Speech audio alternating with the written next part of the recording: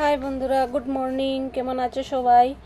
তো সকালের চাটার পর্ব শেষ করে দিয়ার পাপার জন্য একটু ডালিয়াও বসিয়েছি, সঙ্গে একটু ডালও দিয়েছি। সিদ্ধই খাবে, সোমবার টোমবার দিই না। আর আগে তো মিরিলে তো বাদ দিয়েছিলাম, অনেক যে অসুবিধা ছিল বলে। এখন আবার ওই শুরু করেছি। আর দিয়া এখন কলেজে যাচ্ছে, তো দিয়া খেয়ে যাচ্ছে হচ্ছে সাতু খেয়ে আর জিমেও গিয়েছিল। খুব সকাল সকাল গিয়ে এসে স্নান টান করে সাতু খেয়ে এখন কলেজে যাচ্ছে। কলেজে আজকে ক্লাস আছে, মানে ক্লাস তো থাকেই, দিয়া সেনা যায় না। তো যেটা ইম্পর্টেন্ট বেশি সেই দিন যায়। তো দরজাটা খোলা মাত্রই কুকি বেরিয়ে গিয়েছিল, তো দিয়া একটু আদর টাদর করে দিল। আর ওই যে সরকার থেকে পাওয়া জাহাজ নিয়ে যাচ্ছে দিয়া, আর এই জাহাজটা পাওয়াতে দিয়ার ভালোই হয়েছে। তবে জাহাজ বলছি, কিন্তু আমাদের খুবই আদরের, খুবই প্রিয় দিয়ার স্কুটিটা। তো চলো, দিয়া তো চলে গেল। এখন ঘরে এসছি, মানে কুকিকে খুঁড়ো করেই নিয়ে এসেছিলাম। এসে যে আমাকে আর বিছনাটা, মানে বিছনা ঘর ঝাড়ু দেওয়া, তারপর ঘর মুছা, এগুলা যেমন হয়তো কুকির দুশ্মন, জানি না। মানে এগুলা দেখলেই মানে এত খেলা করে, মানে শান্তি নেই। না ঝাড়ু দিতে শান্তি দেয়, না বিছনা করতে শান্তি দেয়। তোমরা দেখতেই থাকবে কুকি আমার সাথে কি করে। আমি তো মানে যতক্ষণ বিছনা করেছিলাম আমি তো সবই কেটে দিয়েছি, কেন এত লম্বা ভিডিও তো দেওয়া সম্ভব না। আর এই দেখো, তোমাদেরকে দেখানোর জন্য রেখেছি, এই ছোট্ট ফাঁক দিয়ে নিচে নেমে যায়, আর নেমে গিয়ে রিটার্ন উঠেও আসে বিছনাতে। তো বিছনা আটানোর শেষ, কুকির সাথে যুদ্ধ করতে করতে বিছনা গুছিয়ে নিলাম। আর এখন চলে এসেছি রান্নাঘরে, ওই একটু তেঁতুল ভিজিয়ে রাখছি, বিকালবেলা একটু ফুচকা খাবো। তো চলো সামনে এসে কথা বলি। হাই বন্ধুরা, গুড মর্নিং। তো একটু তেঁতুল ভিজিয়ে রাখলাম,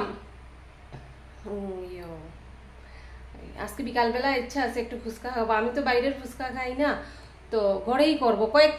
কয়েকদিন থেকে ইচ্ছা করছে, কিন্তু মানে ভুলে যাই আর কি। যখন সন্ধ্যা হয় তখন মনে হয়, তো তেঁতুল আগে না ভিজিয়ে রাখলে কিভাবে হবে। আর পুদিনা পাতা তো জানি না, পাওয়া যায় না।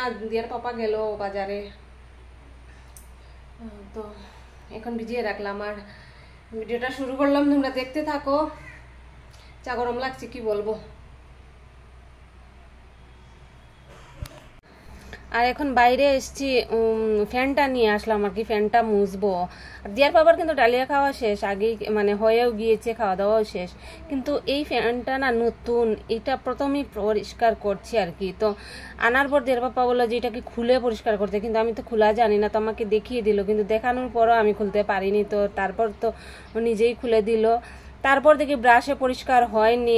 আর আমি কি করলাম, তারপর শেষমেশ আর কি সার্ফের জল এনে কাপড় দিয়ে ঘষে ঘষে পরিষ্কার করতে হয়েছিল। আর বাড়ির অবস্থা একটু ইগনোর করো, কেননা কাজ হচ্ছে বাড়িতে। আমি ধুলো কি বলবো, মানে ধুলো না, এগুলো না একদম মানে তেল ছিটকার মতো আঠা হয়ে লেগে রয়েছে।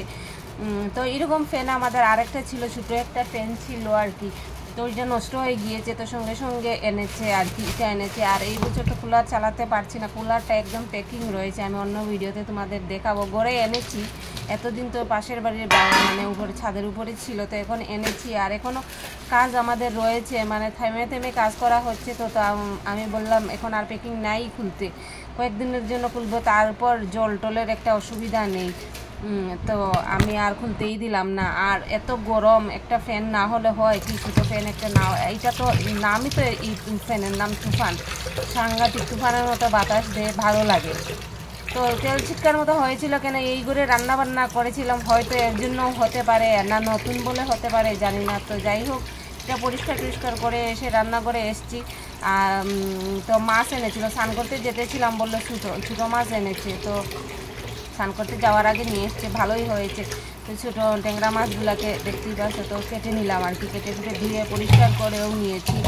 আর সঙ্গে তো এনেছে যে ছোটো বোয়াল মাছের বাচ্চা একটা আর কি, ছোটো, খুব বেশি বড় হলে না, বড় হলে খেতে ভালো স্বাদ হয় ভালো, কিন্তু আমি জানো নি আবার এখন আর এই বেশি তেল না মাছ খেতে পারি না, একটু ছোটো সাইজের হলে আর কি ভালো মানে খেতে পারি, তাও এক আধ পিস। তো যাই হোক, এই যে কাটাকুটাগুলোও রেখে দিলাম, এগুলো তো বুঝতেই পারছো কুকির জন্য রেখেছি।